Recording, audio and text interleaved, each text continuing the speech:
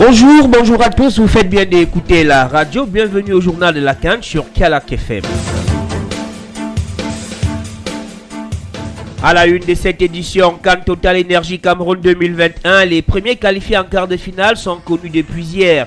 Le Burkina Faso passe devant le Gabon à Limbé, la Tunisie désillusionne le Nigeria à Garoua. Suite de la compétition ce jour, duel entre Guinéens et Gambiens à Bafoussam. Les Lions indomptables jouent les Comores décimés par la Covid-19 à Yaoundé.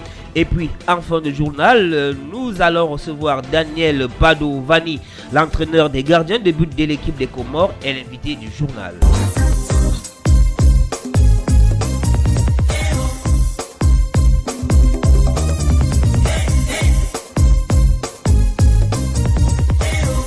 La compétition est rentrée dans sa phase décisive hier avec les deux premiers matchs des huitièmes de finale qui ont vu le Burkina Faso et la Tunisie se qualifier en quart de finale. Au stade Omnisport d'Nguémé à Limbé, les étalons du Burkina Faso sont passés au bout du suspense devant les Panthères du Gabon.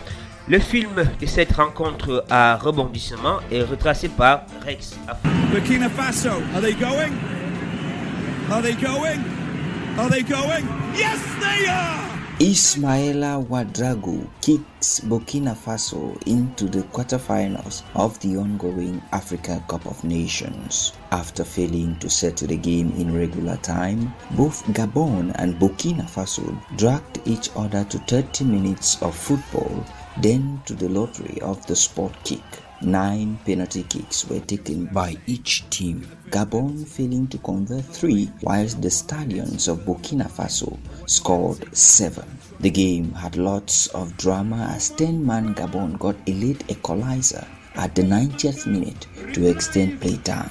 Bertrand Traoré missed a penalty 18 minutes into the game, but later compensated his miss with a left-footed strike to beat Gabonese goalkeeper Onome. Burkina Faso will face Tunisia in the quarterfinals of the competition. And Ouedraogo is the man.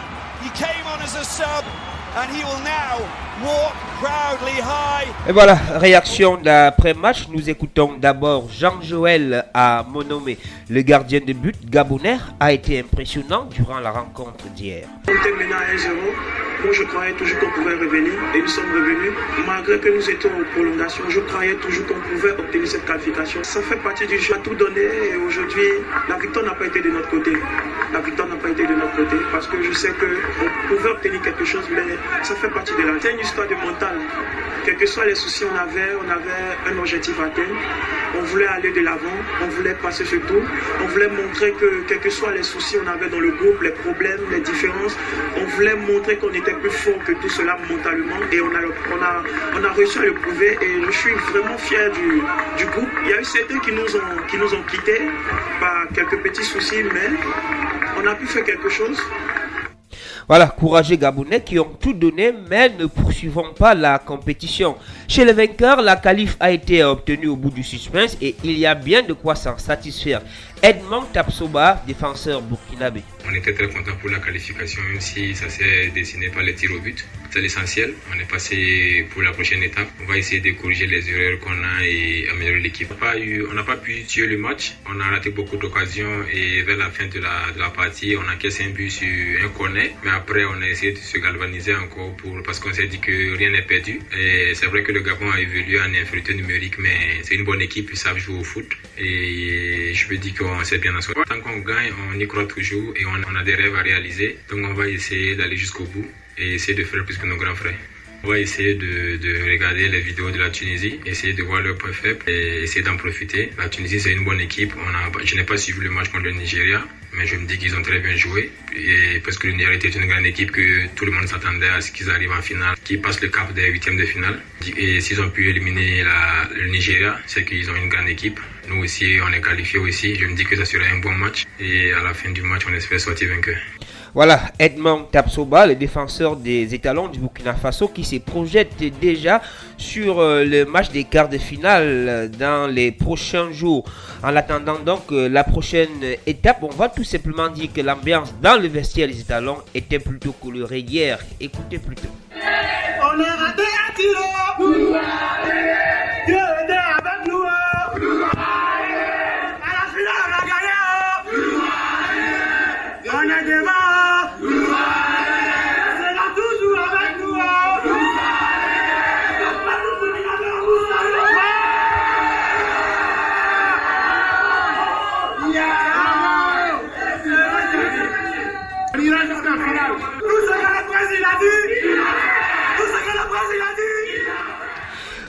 Voilà, le portier des talons du Burkina Faso, Hervé Kofi Kouassi, très en forme dans le vestiaire et également a été présent durant la rencontre.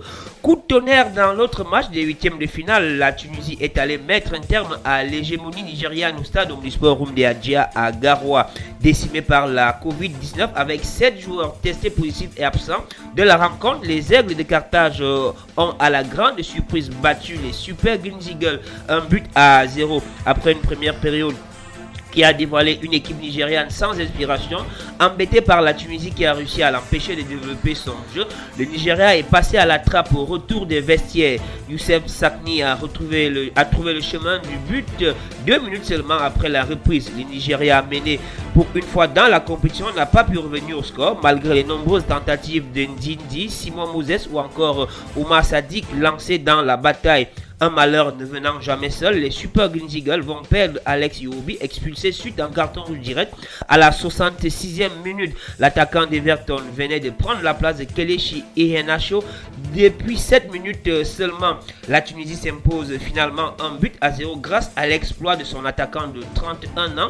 12e qualification en quart de finale de CAN pour les Aigles de Carthage qui vont jouer les étalons du Burkina Faso en quart de finale.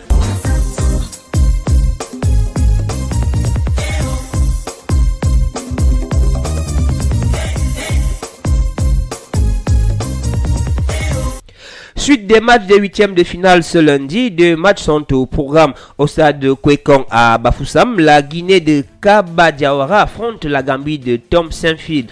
Match difficile en perspective pour les deux sélections, même si la Gambie en son baptême du feu a en face d'elle une équipe de la Guinée plutôt habituée avec la compétition, aussi que les deux sélectionneurs se connaissent bien.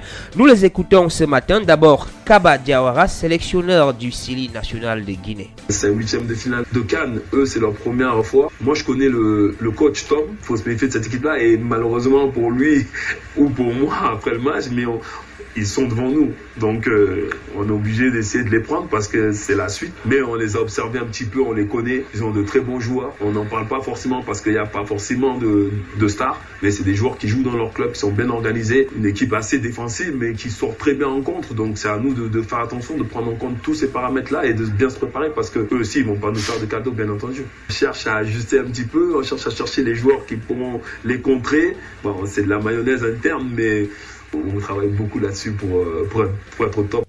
Voilà, Kaba Diawara, sélectionneur du Sili national de Guinée. Il y aura forcément une absence de taille dans les rangs des Guinéens. Le Sili national n'aura pas son capitaine Naby Keita. Le joueur de Liverpool est suspendu pour la rencontre. Allons à présent écouter Tom Saintfield, le sélectionneur de l'équipe de la Gambie. On a choisi pas les meilleurs joueurs, mais la meilleure équipe. Et on a travaillé ensemble avec un but. On a dit que c'est notre but pour le CAN et chaque joueur a agréé de ça. Et la discipline dans l'équipe, la stratégie, la discipline pour la stratégie et aussi la passion de football est fantastique. Je connais les qualités de mes joueurs. Ce sont des joueurs très rapides avec beaucoup de techniques et aussi quelques joueurs qui peuvent marquer des bons buts. Mais naturellement, chaque fois, jouer comme une armée dans une très bonne discipline, c'est pas facile, mais je suis très fier de performance. On a fait ça quelques matchs de qualification avant, mais dans un tournoi 3 fois dans 8 jours, c'est vraiment très exceptionnel. Le sélectionneur de l'équipe de Gambie qui a fait la une des médias hier après ses déclarations en conférence de presse à Bafoussam, après avoir déclaré que ce joueur était logé dans des conditions exécrables, soit 6 par chambre. Tom Saintfield a plus tard avoué avoir menti pour mettre la pression sur le comité d'organisation dans l'espoir de tromper sa vigilance et qu'il paye les extras des factures consommées par la délégation gambienne arrivée au Cameroun en sureffectif. La deuxième rencontre du jour va marquer le retour en compétition du pays hôte. En repos depuis leur ultime match de poule le 17 janvier, les Lions indomptables jouent les Sélakanté des îles Comores à 20h au stade de Lembe à Yaoundé. Les deux sélections se sont déjà rencontrées 2 fois. Les Comores avaient imposé un match nul au Cameroun, un but partout le 8 septembre 2018 en Moroni, et le 23 mars 2019, le Cameroun avait battu les Comores 3-0 à Yaoundé. Ambroise Oyongo Bitolo, le défenseur camerounais qui était en conférence de presse hier, lui était bien de cette expédition. Nous l'écoutons. Ça serait un match difficile parce que c'était les qualifications pour la dernière CAN où ils avaient porté réserve pour qu'on soit éliminé. Voilà, on avait fait match nul chez eux. Après, on a gagné à la maison. Il y a une revanche. Ils vont tout faire, peu importe la situation aujourd'hui, le Covid, avec ou sans. Je pense qu'il y a une revanche au fond du cœur. Nous, on reste au Cameroun. Il faut qu'on respecte les adversaires. Il faut qu'on respecte les Comores. Mais que, voilà, qu'on ait le meilleur résultat, comme le coach dit souvent, gagner, gagner et gagner. Les Lions indomptables devront gagner, mais face à une sélection des Sélakanté décimée par la Covid-19, 12 cas Covid ont été décelés dans le groupe, dont les 2 gardiens de but encore opérationnels et le sélectionneur Amir Abou. Des précisions que nous donne le manager général de la sélection, El Haddad Hamidi. On a appris après les tests de ce matin que nous avions 12 cas dans la délégation, dans l'équipe qui a été touchée par le Covid. Premier rang desquels malheureusement le coach Amir Abdou et ainsi que nos 2 gardiens Ali Amada et Moya Dousseni. On a également Nakibou Aboubakari qui a été touché, Yassine Mourane, Mohamed Mouchangama, Kassim Abdallah et Alexis Souaï qui sont aujourd'hui positifs au virus, donc ils ne pourront pas faire part au jeu. Et voilà, donc aujourd'hui on essaie de gérer ça du mieux qu'on peut. On a aussi également 2 membres du staff, à savoir des kinés qui ont été touchés par le virus. Donc voilà, c'est un moment assez difficile. On essaie de faire tout ce qui est en notre pouvoir pour essayer de trouver des solutions alternatives. Mais comme vous le savez, sans le coach, sans des joueurs majeurs et surtout sans nos 2 seuls gardiens qui restaient, voilà, la situation est assez compliquée. En tout cas, on perd pas espoir. On espère rapidement trouver des solutions. Voilà. Situation plutôt compliquée pour les Comoriens qui sont de toute façon rentrés dans l'histoire en passant le premier tour pour leur première participation à la CAN.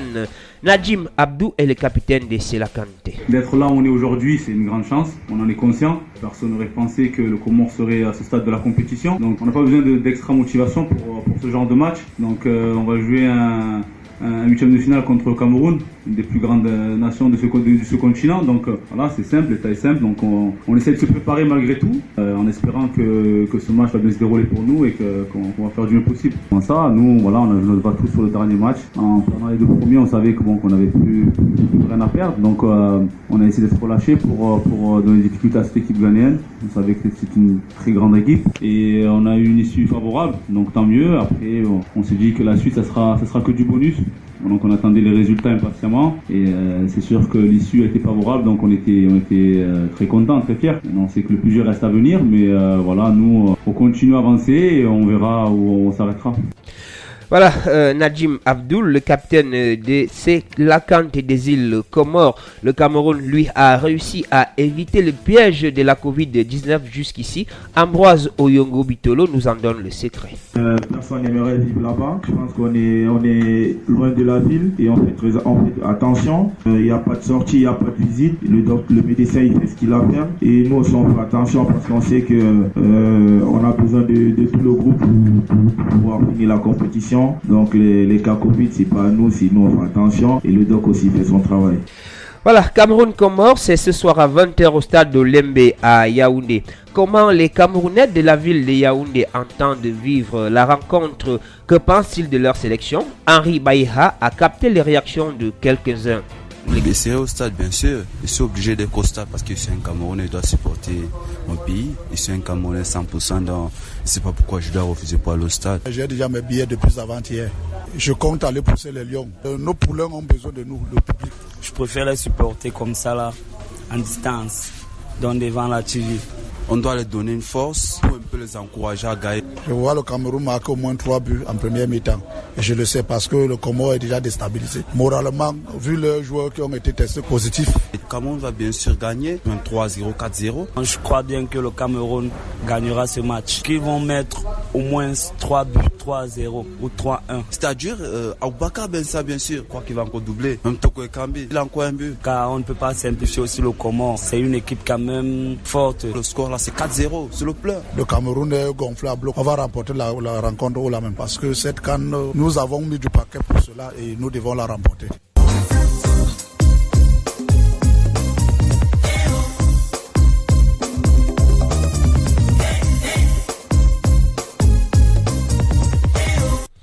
Voilà, la dernière partie de ce programme est consacrée à l'invité du journal avec Jean-Daniel Padovani, entraîneur en charge des gardiens de but de l'équipe des Comores. Nous faisons l'état des lieux dans le groupe avant le match contre le Cameroun ce soir. Il est l'invité du journal. Daniel Padovani, vous êtes l'entraîneur en charge des gardiens de but de la sélection des Comores. Vous disputez le match du 8e de finale contre l'équipe du Cameroun. La Covid-19 a fait des ravages dans votre effectif, notamment avec les 2 seuls gardiens de but. Il vous restait.